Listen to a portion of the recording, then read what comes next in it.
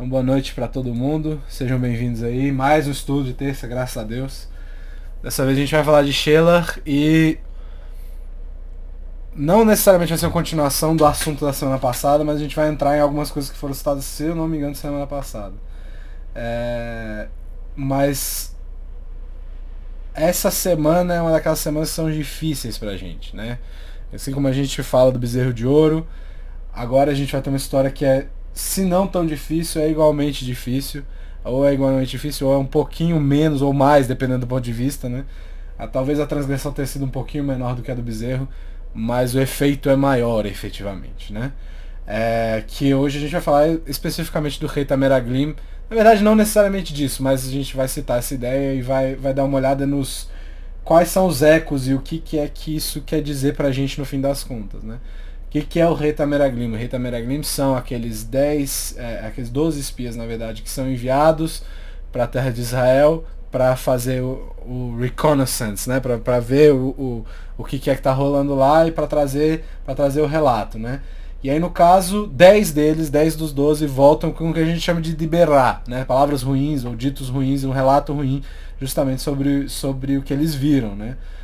E outros dois, no caso Yehoshua ben Nun, né, e Kalev ben Yefuneh, são os únicos que voltam falando positivamente da terra, dizendo que a terra era boa. Não só isso, a gente vai ver daqui a pouco o que é que eles falam, né? Mas o que acontece? 10 contra 2, o povo vai dar ouvido justamente pro Diberá, pra esse relato ruim. Então Hashem faz o que a partir daí? Ele vai declarar que aquela geração especificamente não merece entrar na terra de Israel. É uma coisa que faz muito, já que vocês estão com medo, já que vocês não gostaram, vocês não precisam entrar. Faz até bem sentido. Tirando 2 indivíduos, né? Que justamente os 2 que falaram bem, né? E durante 40 anos a gente vê essa história de que eles vão andar pelo deserto até que essa geração que recebeu esse decreto vai desaparecer, certo? Então, a gente tem toda essa história e depois disso a Torá parece meio que esquecer desse assunto e começa a falar de algumas mitzvot. Isso é curioso, no mínimo, porque a gente tem 2 mitzvot que são apresentadas justamente depois dessa história que eu acabei de contar, que é uma história traumática do povo. Eu já citei aqui algumas ocasiões de que o bezerro de ouro foi perdoado, mas aquele negócio de prisão eles não foram sentenciados à prisão perpétua, mas eles tinham que cumprir, eles podiam cumprir em regime aberto, vamos dizer assim. Se eles fizessem uma besteira, eles tinham que voltar para a prisão. A besteira foi essa, o erro foi esse, o problema foi esse. O problema foi que eles erraram de novo e aqui eles meio que são presos, são sentenciados justamente a esses 40 anos no deserto. Mas por que é que a Torá, né? O que a Torá apresenta pra gente logo depois disso? Porque normalmente a gente vê uma certa relevância nessa justa posição, né? Nesse negócio de uma coisa que está textualmente conectada à outra por proximidade é relevante, certo? Então a primeira mitzvah é o que a gente chama de Nessachim, tá? Eu passo que lá vai dizer que é uma questão envolvendo o sacrifício, né? Se a gente for ver no 1 aí, é já o finalzinho da discussão, ele vai dizer assim: oferecerás a metade de um hin, né? Um hin é uma medida de volume específica de vinho para libação, que é uma oferta queimada a ser aceita com agrado por Hashem. Então ele está falando de vinho, é uma regra, é um sacrifício com vinho, que esse vinho vai ser adicionado ao sacrifício justamente por algum motivo, a gente não sabe exatamente qual é esse motivo. A segunda mitzvah que vem é uma muito interessante, que é a da Halá. Alguém sabe qual é a mitzvah da Halá? Agora vai saber. A mitzvah da Halá é justamente a que está em 15:21, no 2, que diz assim: do início de vossas massas darei a Hashem como oferta separada nas vossas gerações, que é aquela de você separar um pouquinho da Halá e queimar, né? E aí, justamente essa questão aqui que a gente acaba trabalhando. A gente vê 2 mitzvot, uma de vinho e uma de Halá, que estão ligadas com o Shabat também, né? A gente também faz o Kiddush com vinho e Halá, né? E aí o Rabbi Mordechai Leiner, o famoso Isbisser, né, que ele no Mei Hashalor, ele diz, ele vai perguntar, né, qual o pshat, né, qual seria a explicação mais simples para essas 2 mitzvot que vão vir logo depois dos Meraglim, tá? E aí ele fala, isso ele vai citar tanto em Mishlei 31:6 quanto em Terrilim, lá no Salmo 104, ele vai citar essa ideia. E ele diz que depois da história dos Meraglim, o que acontece? O povo de Israel de alguma forma entrou em uma depressão, certo? Porque eles só estavam, tipo assim, beleza, vocês estão sentenciados à morte, a passar 40 anos no deserto, o que acontece? Eles vão esperar morrer, né? Uma hora eles vão morrer, e é isso, certo? Mas Hashem faz o quê? Ele dá novas mitzvot para tentar animar a alma do povo, tá? Beleza, essa é uma explicação ok, mas a gente não pode dizer que é fácil de entender, né? Isso é bem mais profundo do que não, eu vou dar vinho aqui para esse povo beber e esquecer dos problemas. É muito mais do que isso. E essas porções de Shelach, na verdade, elas são parte de uma coisa bem maior que começou já na semana passada, tá? A gente viu isso um pouco na semana passada, essa ideia de uma história ruim atrás da outra. A gente tem uma série de problemas que vão se conectando. Tem Bilam, tem Balak, tem problemas internos, tem Korah, tem reclamações que a gente ainda vai ver, né? A gente ainda vai ver coisas mais pra frente. Mas o que aconteceu aqui, certo? É interessante a gente observar o contexto geral nessa situação para entender a história direitinho. Então a gente saiu do Egito, né? Saiu de Misraim, e em poucos dias a gente chegou lá nos pés do Sinai. Né?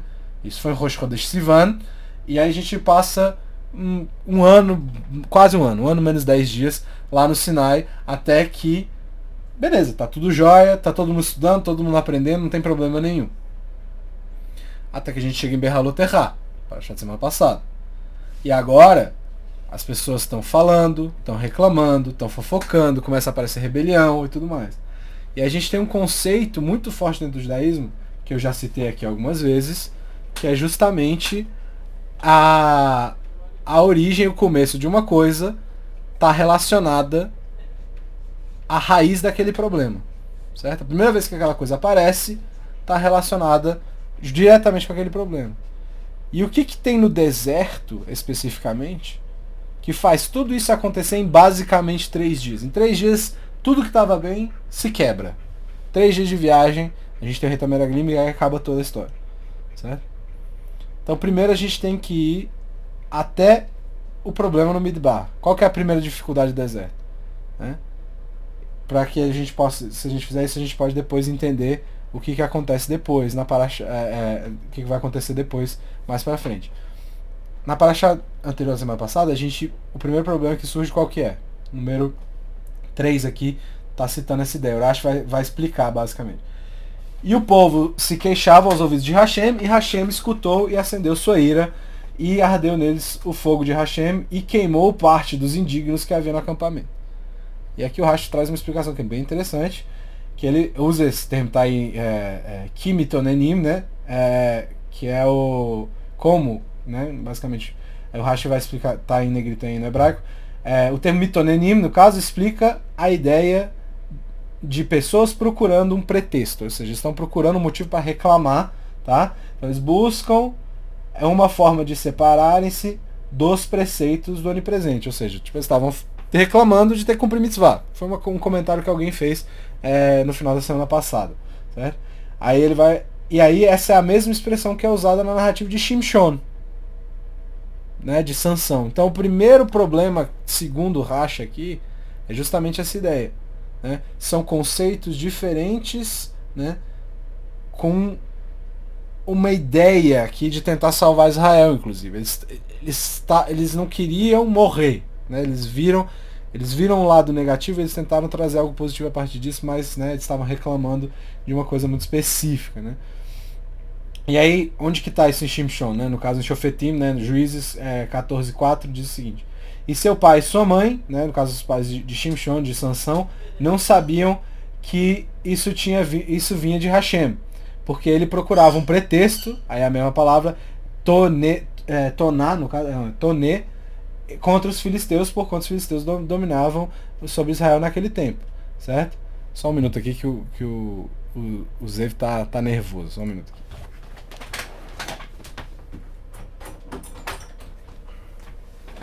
Pronto. Cachorro tava querendo brincar nessa hora. Enfim. Aí a gente tem justamente essa ideia aqui. Ele usa o mesmo termo, então o Rashi traz essa ideia do mesmo termo para explicar a situação. Então ele vai explicar a situação desse jeito específico.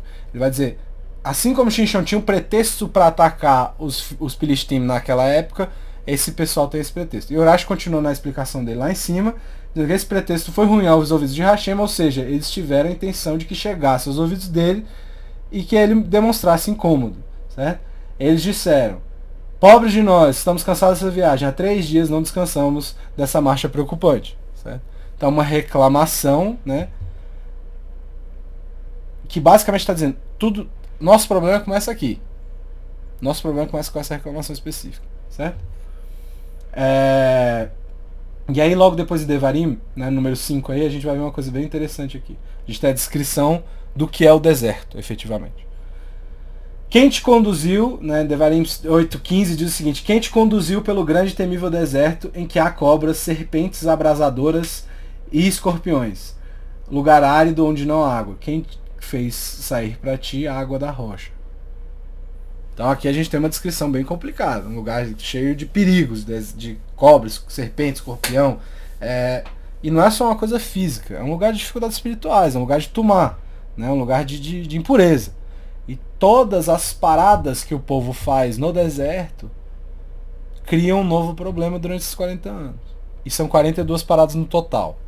Tá? Eles são atacados por um novo Yetzer Hará, por uma nova dificuldade, um novo desentendimento que eles têm. Tá? Então, os sábios aqui, eles dizem, né, os nossos sábios dizem que os problemas do povo têm origem específica no Midbar, no deserto. E os problemas do deserto, eles começam com essa ideia de procurar uma desculpa para reclamar. Tá? E aí é legal a gente perguntar, o que é isso? Né? O que é essa busca por essa reclamação? Né? Alguém que faz isso de uma forma meio estranha, gosta de reclamar. Tem gente que gosta de reclamar, a gente sabe, né? Gosta de procurar um motivo para ficar infeliz, né? Ou para se deixar infeliz. E isso é meio que da natureza humana, assim, né? É como se fosse aquela história de tem um acidente no meio da rua de carro. Quanto mais tiver acidente, mais devagar a pessoa passa para olhar o que está acontecendo. Só que parar para ajudar ninguém quer, né? Só quer ver. E vai fazer o que quando vê uma tragédia ou qualquer coisa? Vai ficar triste, né? Né? Por que a gente faz isso? É só curiosidade? Porque, de novo, não é para ajudar. Ninguém para ajudar. Né? Poucas pessoas, na verdade, param para ajudar. O ser humano tem essa atração específica por um certo sofrimento e uma negatividade. Então a gente gosta de sentir medo, gosta dessas coisas incertas. De ver filmes de terror, tem gente que pula de paraquedas, gosta de montanha-russa. Né? Essas situações de quase morte são buscadas por muitas pessoas. Tem muita gente que vive por isso, né? Pra se sentir vivo, né? Eu tô me sentindo vivo, pô, eu nunca me senti tão vivo. Claro, você quase morreu, né? Então, é muito estranho para um animal que busca sobreviver a qualquer custo viver assim. Você pode empurrar o cachorro eu sempre dou esse exemplo. Empurrar um cachorro com paraquedas do avião e ele cair toda vez no chão, que ele não vai pular sozinho. Mesmo sabendo que ele não vai morrer quando ele cair lá embaixo. Não vai pular, porque o sentido de sobrevivência dele é muito mais forte que aquilo. E a gente vê uma coisa muito parecida com as crianças, né? As crianças têm uma coisa meio destrutiva, elas gostam de quebrar as coisas, né? A minha mãe tem uma expressão aqui dizendo que eu e meu irmão, a gente tinha 20 mãozinhas quando era pequeno, porque a gente quebrava tudo, construía as coisas só para destruir esses negócios. E os próprios sábios no Talmud, na Gemara, eles dizem que é saudável deixar objetos pequenos quebráveis ao alcance das crianças para que elas possam ver e quebrar. E matar a vontade de quebrar aquelas coisas, não quebrar coisas importantes. Sabe? Então, justamente porque a Gemara traz essa ideia de que eles gostam de construir coisas simplesmente para destruir. E alguma coisa compele o ser humano a essa destruição. Certo? A esse caos, vamos dizer assim. E a gente vê isso nos metonenim, no caso, nos reclamantes, né? No pessoal que gosta de reclamar. Eles procuram uma coisa para reclamar porque isso de alguma forma atrai eles. Dá um prazer ou gera alguma coisa que eles querem fazer. E de onde que vem isso? Aí é um conceito um pouco mais cabalístico, questão do Zohar, que é comentado especificamente pelo Rabi Eliashav, né? O Rabi Shlomo Eliashav, que ele diz uma coisa que é muito interessante. A gente tem que pensar que a primeira coisa que aconteceu na criação não foi a luz. Né? A gente às vezes pensa, a primeira coisa que foi criada foi a luz, vai Rior, né? E houve luz. Não, não foi isso. A Terra era torro vavorro, ela era, para usar para usar uma tradução melhor do que a minha, ela era surpreendentemente caótica, né? Vã e vazia, a tradução normal que o pessoal usa no português, mas talvez essa tradução seja um pouco melhor. E nesse caos que Hashem falou, vai Rior. Hashem fala no meio desse caos que haja luz.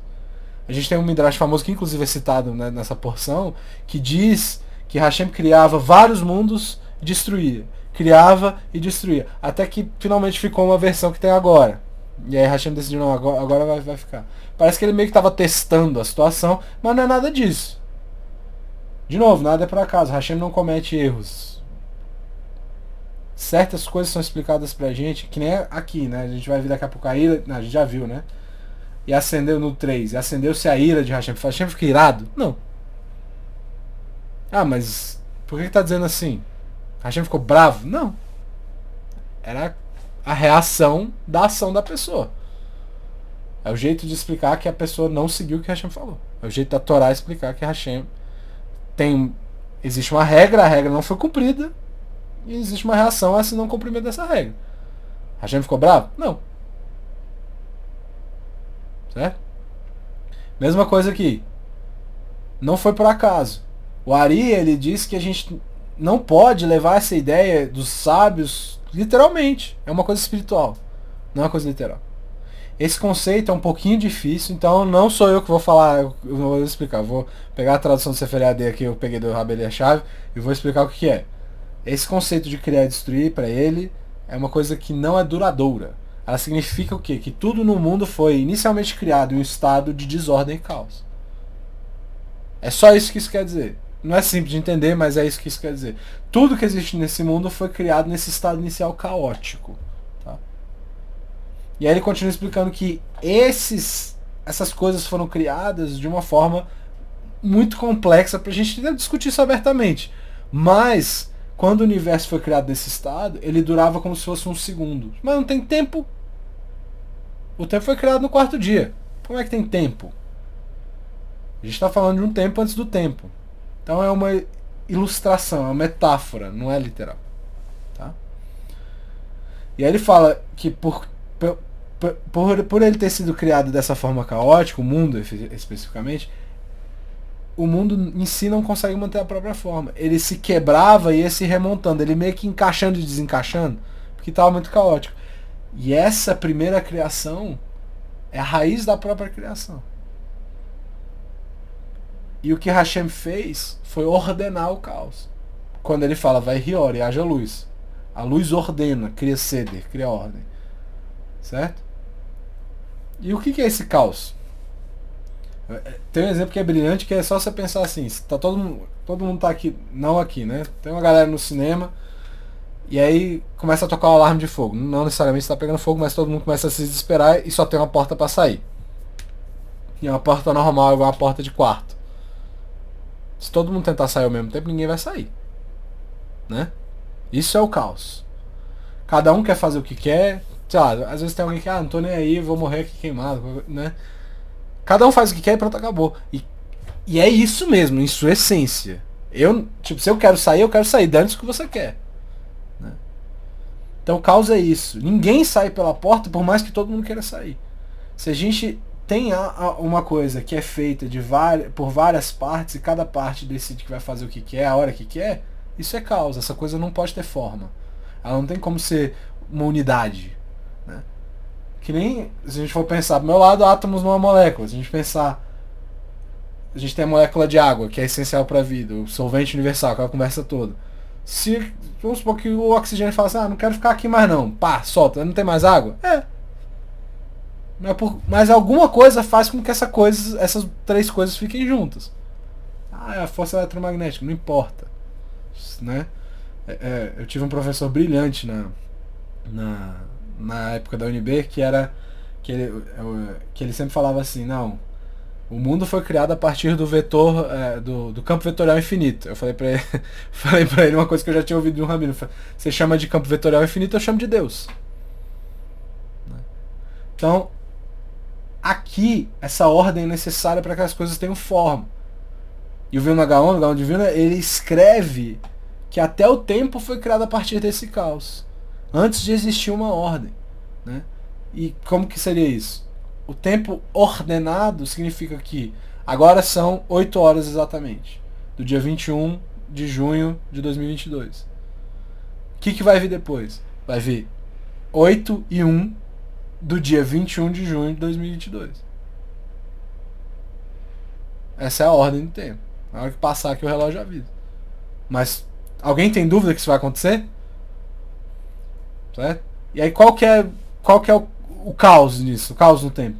Seria agora são 20 horas do dia 21 do 6 de 2022, mas assim que passar o próximo minuto vão ser 10h47 do dia 4 de abril de 1934. Entendeu? Tudo foi criado inicialmente no caos. Tudo nos céus e tudo na terra. Não tem ordem e não tem como você acalmar essa situação e fazer com que todo mundo consiga passar pela porta, por exemplo. Pode ser que aconteça de um ou outro escapar, mas beleza, foi por acaso. Certo? Aí vale a estatística, aí vale o acaso.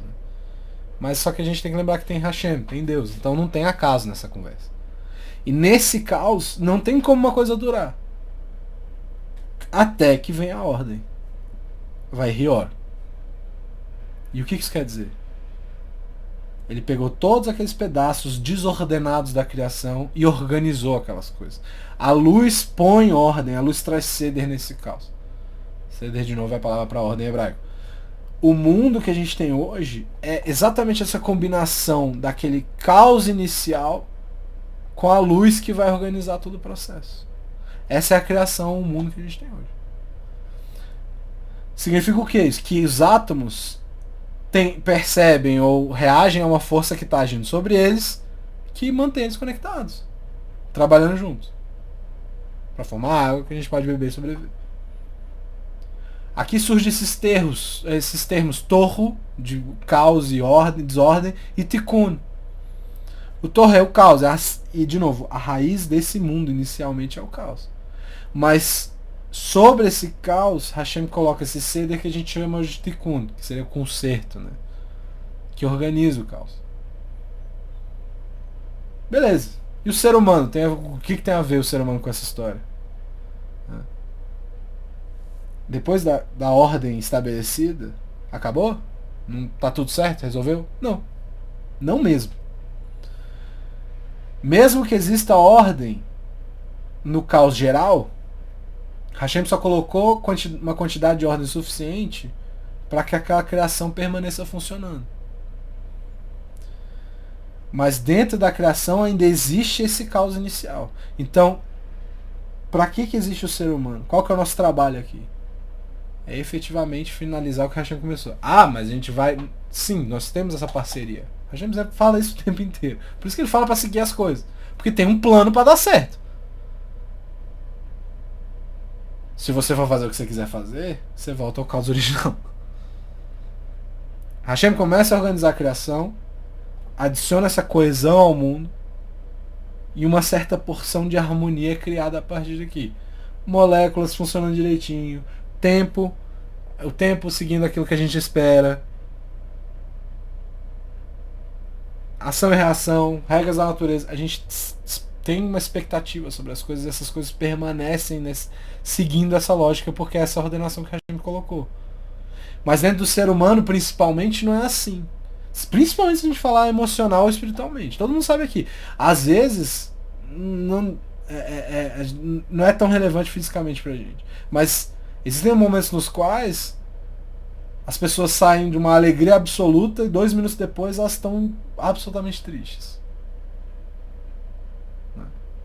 Que ordem que existe nisso de fato? Nenhuma. Você não está esperando isso. Mesmo que a pessoa deixe de ser absolutamente alegre, a gente esperaria um processo gradual. Vai ficando menos, vai ficar triste. Não e alegre triste instantaneamente. Isso acontece. E não necessariamente é patológico.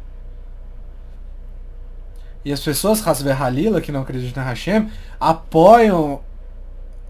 se apoiam de alguma forma no caos dessa experiência humana, e elas são incapazes de ver que existe uma grande harmonia que é aplicada por Hashem. E o nosso trabalho especificamente não é simples, é terminar aquilo que foi iniciado por Hashem. Dentro desse mundo funcional, a gente ainda tem muito caos. E o trabalho de cumprir as mitzvot, de fazer a Avodat Hashem, de fazer o serviço divino, encaixa-se justamente nessas situações. Harmoniza tanto as nossas experiências de vida, quanto às vezes o que está em volta da gente. Né? Eu sempre cito o Hoffetz Haim naquela ideia de não, primeiro eu tenho que me consertar, depois eu vejo o que eu faço em volta. Por mais que esse caos tenda a nos puxar para a desordem, a gente tem que se esforçar para juntar as nossas experiências, criar uma ordem tanto interna quanto externa. A Torá é isso, cara. A gente tem instruções para poder unificar essas situações da vida. A gente tem alahá para tudo. Para tudo. E o que não tem ainda vai ter. Ah, mas isso é um exagero. Não, é porque a alahá guia, de alguma forma, e unifica esses momentos. Ela é o nosso jeito de fazer o Vayhi Or. Ela é perfeita? Nem sempre. Ela tem um processo evolutivo também. Né? Se a gente for citar essa ideia, a gente vai ver que algumas coisas acabaram mudando com o tempo. Certo? Demora, mas muda. Por mais que esse caos puxe a gente para a desordem, a gente tem que se esforçar justamente para não entrar nessa onda. Então todas as coisas que confrontam a gente são, na verdade, compostas por duas coisas. Esse torro que é a raiz, e ordem. E o ceder que a gente tem que aplicar e unificar as coisas. Cara, você está falando isso tudo, não está computando. É um pouco complexo, mas vai. Mas faz muito sentido se a gente olhar para as coisas. Certo? A gente é atraído pelo caos justamente para tentar consertar ele. Certo? O ser humano é criado desse caos também. A gente tem ordem por fora, mas caos por dentro. Se a gente fala espiritualmente. Na verdade não espiritualmente, mas conexão físico-espiritual. Isso é desordenado. Pelo menos não, a gente tem que evitar que seja. Se a missão da existência é trazer ordem ao caos, significa que Hashem plantou dentro de cada pessoa uma coisa que vai te puxar em direção a um caos diferente. Para que você possa consertar esse caos de alguma forma. Trazer o tikkun para aquele caos. A gente é atraído pelo caos para entender ele, para entender o que está acontecendo ali e para entender o que a gente tem como que a gente tem que lutar para levar a ordem para essa situação. Por isso que algumas pessoas gostam de reclamar. As crianças, se a gente for falar de causa emocional, melhor exemplo. Uma hora tá rindo, 2 segundos depois tá chorando os plenos pulmões porque, sei lá, alguém tirou um negócio que ele colocou num lugar específico. Né? E não tem uma força para unificar isso especificamente. É assim, porque elas gostam, de novo, elas gostam de quebrar as coisas. As almas ainda são atraídas demais pelo caos. Só pelo caos. E não vem a lógica do tikkun. De novo, qual que é o propósito aqui? Ser atraído pelo caos justamente para você observar e tentar consertar, identificar o problema e buscar uma solução. E é isso que acontece com o povo quando sai do Sinai. Aí eu vou voltar a uma discussão que a gente teve semana passada, né? Que é, qual que é a definição de Torá? Eu acho que foi semana passada, agora já não me lembro mais. Qual que é a definição de Torá? O Maharal diz que para entender uma coisa, às vezes é muito mais esclarecedor a gente buscar o oposto dessa coisa. Foi justamente essa discussão que a gente teve. Qual que é o oposto de Torá? Já falei sobre isso, mas a gente vai recapitular. A Gemara cita especificamente 6.000 anos de existência nessa situação do ser humano atual. Né? Os 2.000 primeiros anos são anos sem Torá, que são chamados de torro, que são chamados de anos caóticos. Abraham começa a ensinar Torá e aí a gente começa os 2.000 anos de Torá. E aí os últimos 2.000 anos são teoricamente da época messiânica. Então caos e Torá são opostos. A Torá tem essa ideia de unificar o caos e o caos tem essa ideia de separar. Tá? A Torá é uma busca por essa ordenação, por essa unificação. A Torá é para todo mundo, mas é para unificar. A definição de Torá é essa unidade. Todo serviço divino, todo serviço de Hashem, toda Avodat Hashem, pode ser concentrada naquela frase que a gente fala no Shema. Shema Israel, Hashem Elokeinu, Hashem Echad. Hashem é um. E a gente fala, a criação não começa com Aleph. Bereshit bara Elohim. É assim que começa a Torá, não é? Começa com Beit. Por que não começa com a primeira letra do alfabeto, com a segunda? Né? Porque com 2 você já tem desordem. Com 2 você já pode ter caos. Com 1 não. A Torá começa o concerto do caos como? Citando a ideia, a gente fala dos 10 mandamentos, a Sereta de Brot. Qual que é a primeira letra dos 10 mandamentos? É um Aleph. Quando Hashem fala Nohi Hashem Eloher. Eu sou Hashem, seu Deus. Então, quando a gente está no Sinai, o que isso quer dizer? A gente está experimentando unidade absoluta. A gente está experimentando ordem absoluta. Enquanto a gente estava lá, não tem caos. Não tem problema nenhum. Só existe tikkun ali, só existe ordem. Mas esse não é o propósito da criação. Então uma hora a gente vai ter que sair do Sinai. Quando a gente sai do Sinai, a gente parte para onde? Para o equilíbrio. Para o caos absoluto, para o deserto. Por que o Midbar não. Por que o deserto não produz nada? Porque é um lugar caótico. Não tem nada para juntar e formar. Não tem crescimento. Como você está no caos absoluto, ali é o local que o Yetzer Hará é capaz de florescer, vamos dizer. A única coisa que cresce lá é o próprio Yetzer Hará. Eu vi um vídeo esses dias muito engraçado de uma pessoa basicamente andando de moto nas dunas, e ele cita a ideia de que você não consegue perceber nenhum tipo de diferença de relevo. Você não tem noção de profundidade por causa do sol e por causa da areia. E aí ele vai, depois que ele termina de falar isso, ele cai num buraco porque ele não viu. Né? Então, por não conseguir ver essa diferença. O mal prospera no meio do caos. Mas no Sinai não tem mal. Certo?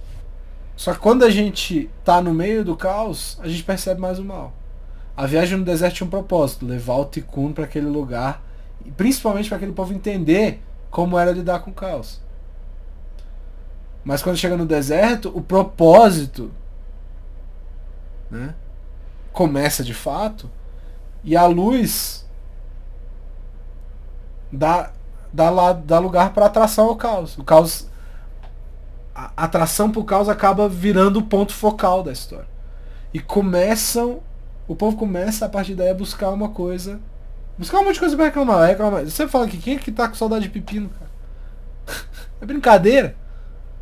A viagem no deserto tinha esse propósito. Mas eles começam a reclamar e começam a gostar de reclamar. Eles chegam num lugar que tem esse tipo de caos, e o caos interno das pessoas acaba reagindo ao caos local. Eles reclamam, gostam de reclamar. E o problema é, na verdade, o sinal que está sendo ligado para o trabalho que tem que ser feito ali. O que acontece em Israel? O Shema fala, Israel não tem água. Se as coisas que forem crescer lá, tem que chover. Para chover, você tem que fazer as coisas certas. É isso que o Shema fala. Tem que seguir as coisas, tem que seguir os ensinamentos de Hashem. E isso vale para todo mundo. Essa ideia de que quando o caos se apresenta, ele está apresentando a oportunidade de conserto junto. Se alguma área das nossas vidas existe esse caos, a gente enxerga esse caos, é uma coisa que, como uma coisa que aparentemente não está funcionando, não está dando certo, no lugar de ignorar aquilo e passar para a próxima coisa, a ideia é buscar a ordem daquela coisa, buscar o conserto, trabalhar aquela situação, buscar a ordem. O Rav Tzadok HaKohen, ele diz que todo mundo tem que saber qual a área do seu Yetzer Hará mais forte, né? Considerando o Yetzer Hará como essa expressão desse caos que existe, ele diz que esse é o sinal que Hashem está te dando para que aquilo tem que ser trabalhado, e você tem a possibilidade de se tornar um dos maiores sadikim naquela área, se você acha o tikkun para aquilo. Se se você acha o conserto, se você acha a ordem daquele problema que você tem. Se a gente é capaz de ver áreas na vida que a gente tem muita dificuldade e tentar, a gente pode tentar resolver ou ignorar, né? Mas essa é a coisa que você tem que trabalhar. Essa é a coisa que você tem que trabalhar. A gente é capaz de ver isso. E como que o povo viajava no deserto? Cara, isso é absurdo. O povo sai do Sinai com a experiência e a percepção de ordem absoluta e sai ordenado. O povo viaja de forma organizada, cada um no seu lugar, cada um no seu quadrado, seguindo a ordem que deve ser feita. E da mesma forma, o acampamento deveria ser organizado. E assim eles também deveriam marchar no deserto.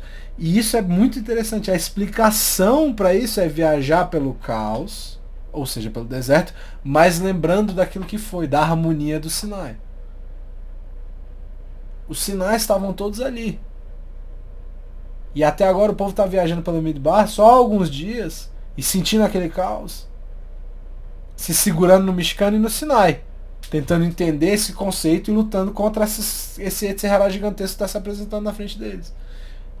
Teoricamente buscando unidade. Hashem basicamente está dizendo que se eles passarem pelo deserto, eles vão receber ele de Israel. Eles vão receber a terra de Israel. E os Meraglim, os espíritos, são enviados. O que eles acham? Vamos lá. Hashem está prometendo uma terra para o povo. Terra que emana leite e mel, aquela história toda. Essa galera está esperando ver o que quando entrar lá? E essa pergunta é muito legal, porque eu já ouvi gente falando eu fui para Israel e não vi nada de santo na Terra Santa. Mas você sabe o que você está procurando? Você sabe o que é ser santo? Antes de dizer isso, você sabe o que é ser santo? A mesma coisa aqui. Eles estavam esperando, essas pessoas elas estavam esperando chegar em Israel, descer um fecho de luz na frente deles, um anjo vir, bem-vindo a Israel. Não é assim. Mesma coisa os Meraglim. Eles estavam esperando ver o Sinai de novo lá em Israel. A ideia deles era muito simples. O objetivo da criação é aquela unidade de Sinai. Então a gente vai ver isso de novo. Mas não, Hashem quer que a gente seja capaz de criar a unidade, assim como ele fez, independentemente desse caos e das dificuldades que estão se apresentando. Então eles estavam esperando ver a harmonia, mas eles não veem isso, eles veem a terra que consome os próprios habitantes. É isso, a estação deles, né? O que isso quer dizer efetivamente? Se uma coisa é quebrada, às vezes o copo cai no chão, ele vira vários pedacinhos. Isso é caos. Tudo que eles viram no Midbar, todo tumulto, todo barulho, eles também veem na terra de Israel. E o Rav Tzadok ele cita a ideia de que quando eles entram, eles veem todos aqueles problemas que estão acontecendo e eles conseguem ter uma visão, vamos dizer assim, quase profética do que vai acontecer com o povo. Eles veem, sabe aquele negócio de a vida passou na tua frente, tu viu a tua vida inteira de uma vez. É a mesma coisa, só que eles viram todos os problemas que vão acontecer na história do povo em um dia só, e aquilo foi demais para eles entenderem. Quando eles voltam, eles vão falar o quê? E lá é um erro. A gente tem que ficar com o Moshe aqui e voltar pro Sinai. Até que Caleb fala, não, a terra é muito, mas muito boa. É como se ele soubesse de algum segredo que os outros não sabiam. O propósito da criação, de novo, é trazer harmonia, mas essa harmonia ela não é qualquer coisa. É uma coisa que é capaz de trazer esse poder de Kedushá, de santidade, para dentro do caos. Se a gente analisar o caos de uma forma um pouco mais profunda, a gente vai ver cada coisa individual tentando se expressar sozinha. Isso é positivo. Só que nem sempre é positivo. Hashem cria o mundo dessa forma, com cada parte querendo se expressar, querendo melhorar, querendo crescer. O mundo funciona desse jeito. As coisas querem crescer, elas querem se desenvolver. De onde que vem isso? Hashem tece esse tecido da criação com vontade de se manifestar, de se expressar, de se mover, de melhorar. Descobrir os talentos, as capacidades. Essa é a necessidade da criação. E de potencial para a realidade. E de potencial para a energia. Quando isso está solto, sem nenhuma ordenação, sem propósito, recebe um nome específico que eu tô falando aqui 20 vezes. É caos. Se as células do órgão, de algum órgão humano, que não aconteça com ninguém aqui, e com ninguém no mundo mais, que tá se reproduzindo da forma que achar melhor, na velocidade que achar melhor, descontrolado, o que vai acontecer? Câncer. Cada célula tem um potencial de virar uma bomba nesse caso. O propósito não é o Sinai. Não é ficar estático. Sem o caos, não tem crescimento, não tem desenvolvimento. Se a gente tem um momento no mundo, nessa realidade, sem caos, foi um momento já depois da era do primeiro templo, na era do segundo templo. A gente tem uma história dentro do Talmud que cita a ideia de que os Rahamim, né, os sábios, destruíram o Yetzer Hará do Avodazará, o Yetzer Hará para idolatria. E funcionou. A gente paga um preço por isso, mas funcionou. E aí eles falam assim, pô, beleza, a gente destruiu aqui o Avodazará da idolatria, vamos destruir o do desejo sexual agora. Que a gente chama de Ta'avá. Né? Mas aí primeiro eles prenderam o Avodazará e aí eles perceberam que o mundo parou. As galinhas não botavam mais ovo. Porque aí eles decidem cegar e liberar o desejo. E liberar o Yetzer Hará. O propósito desse Yetzer Hará especificamente, do desejo, é ir pra frente, é se desenvolver. É o potencial interno que quer ser externo. Né? E o Zohar fala que mesmo quando vier a época messiânica, esse Yetzer Hará especificamente vai continuar a existir.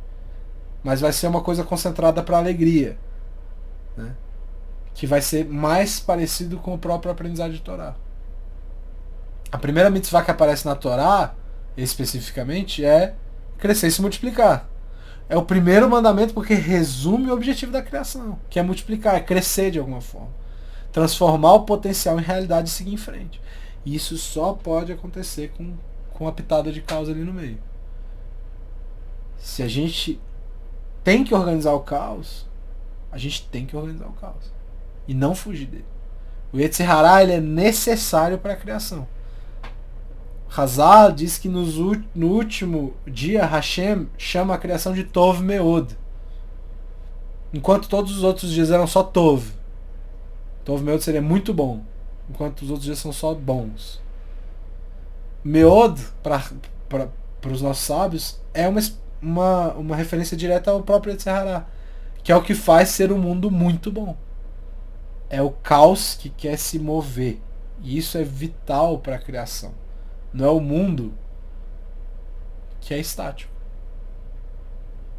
E o que Yehoshua, Ben Nun e Caleb Ben Yefuneh enxergam é isso. Que existe caos ali naquele lugar, mas que aquele caos tem o potencial de fazer com que todo mundo seja melhor. Quem conseguir harmonizar aquele caos sem que ele desapareça, está cumprindo sua função. Foi isso que eles viram. Depois do deserto, que foi um jeito de ficar mais forte, você tem que entrar em Eretz Israel para organizar, harmonizar aquele caos que está ali. O que permite que as pessoas se desenvolvam com ceder, com organização. Então, elas não crescem de qualquer jeito, elas vão crescer de um jeito específico, do jeito mais eficiente, do jeito melhor. Então, Yehoshua e Caleb dizem que a terra é o quê? Número 6. Yehoshua Ben Nun, Bamidbar 14, 6, 7. E Caleb Ben Yefuneh, dentre os espias que entraram na terra, rasgaram suas vestes, entraram em luto, né? E falaram a toda a congregação dos filhos de Israel, dizendo: a terra pela qual caminhamos para explorar é uma terra excelente. Só que olha ali no hebraico.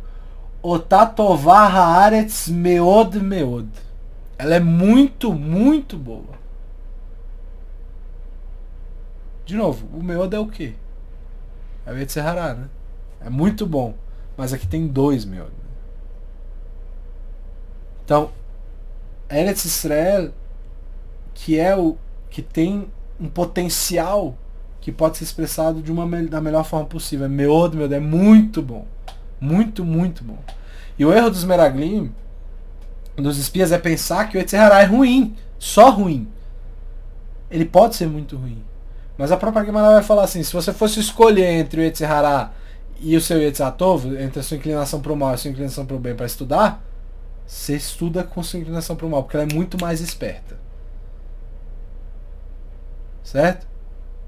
Então, essa é a diferença, por exemplo, entre o que a gente chama de Torá Shebirtav e Torá Shebelp. Entre a Torá oral, no caso, entre a Torá escrita e a Torá oral. A escrita expressa a harmonia. Ela é o Sinai. A gente senta, não faz nada senão internalizar aquilo que Hashem está te dizendo, quando você lê a Torá escrita. O que é a Torá oral? É o caos harmonizado, é o caos organizado. É algo que vai te incomodar a buscar o entendimento. Não, peraí, isso aqui que eu li aqui não é possível. Vou ter que tentar entender isso aqui. E Israel é justamente o local da Torá Shebelp, da Torá oral. O problema dos espias é que eles querem só a Shebirtav, eles só querem a escrita, que é organizada. O problema disso é que esse não é o objetivo da criação.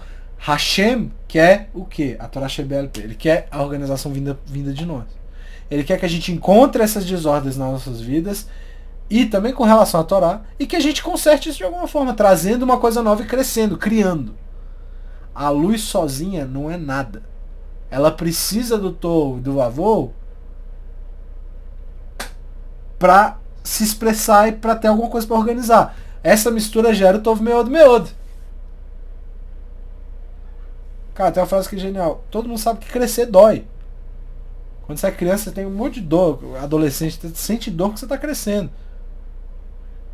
Mas isso vale para o espiritual também. Isso vale para o emocional também. Dói crescer. E isso é muito, muito bom. O problema é que o povo vai errar quando olha para isso e fala, não quero sentir dor, então não quero crescer.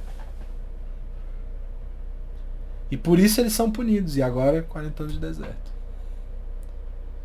Isso cria uma tristeza monstruosa no povo, que sentiu que eles acabaram perdendo a ligação com o próprio propósito da criação. O propósito é Tohu Vavou, tem aqueles caos surpreendente, e vai embora, e chegar alguém e falar assim, haja luz. Organização. Essas duas coisas têm que estar misturadas. Uma coisa nova, uma coisa desenvolvida. Movimento ordenado. Depois, o que Hashem faz? Dá 2 mitzvot para dizer que não está tudo perdido. Que a gente tem chances de organizar o caos. Para dar. E ele dá essa força para que a gente manifeste esses potenciais que estão correndo risco de serem perdidos. E o Isbi Serê, ele fala o quê? Que quando alguém tá deprimido, você tem que ir lá fazer um Lechaim com ele, né? O famoso Lechaim. Vai beber com o cara, pô. Por que o vinho ajudaria nesse caso? E ele tem uma frase que é brilhante, que é quando o vinho entra, os segredos saem. O vinho também tem um aspecto de caos. Certo? As coisas estão dentro, dormentes. Elas acordam. Querem se movimentar. O vinho desinibe. Óbvio que tem limites, né? O caos pode ser a ignição para um movimento positivo.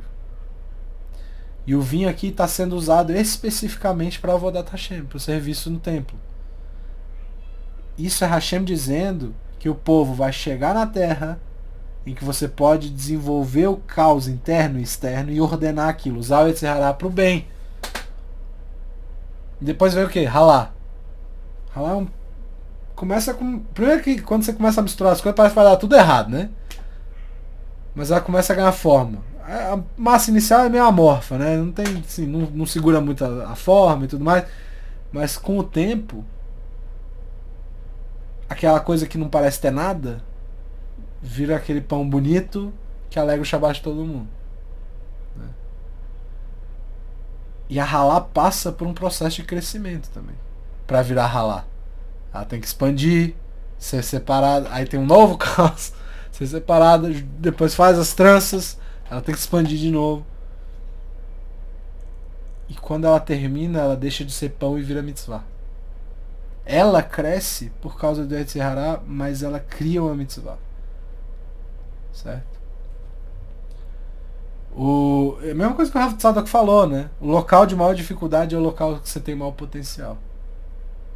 O Rav Kook também fala disso, dizendo que algumas pessoas são aquilo, Tohu Vavou. Elas são surpreendentemente caóticas. E elas fazem isso durante a vida inteira delas.